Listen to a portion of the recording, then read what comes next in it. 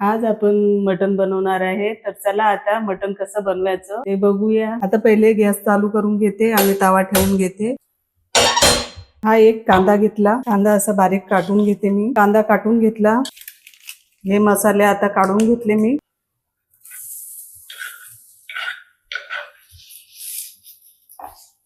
वरून थोडंसं तेल टाकून घेते कांदा भाजीसाठी।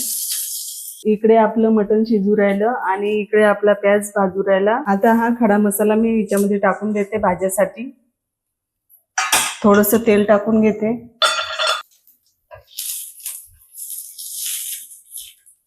आता आपण या प्लेटमध्ये मसाला काढून घेऊ।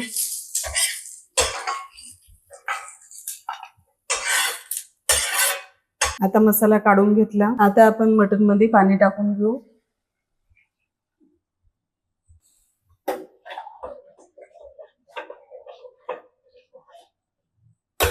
परत झाकण ठेवून घेऊ।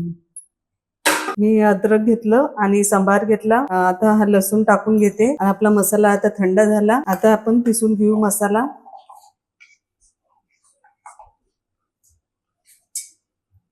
हे बघा, याच्यात टाकून घेतलं। आता मी थोडंसं पाणी टाकून घेते मसाला पिसासाठी आणि झाकण लावून घेते। हे बघा, आता मसाला तयार झाला आपला। आता आपलं मटण शिजून गेलं आणि मी या कटोऱ्यामध्ये हे काढून घेते।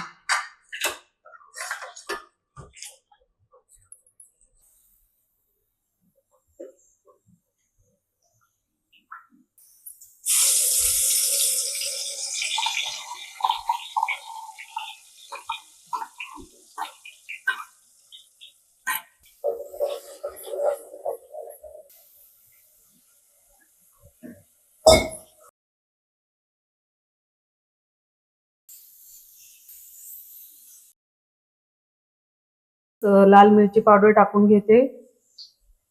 2 चम्मच लाल मिरची पावडर, थोडीशी हळद टाकून घेते। आता मी हे मिरची पावडर आणि हे मिक्स करून घेते। हे बघा, हे टाकून घेतलं आणि आता चांगलं मिक्स करून घेते मी। असं मिक्स करून घेतलं। आता हे थोडंसं मी पाणी टाकू राहिली। आता भाजीला हलवून घेऊ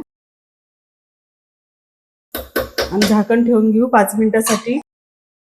आता आपले 5 मिनिट झाले, भाजीला उकळी आली चांगली। आता मी गॅस बंद करून घेते। वरून थोडासा कोथिंबीर टाकून घेते।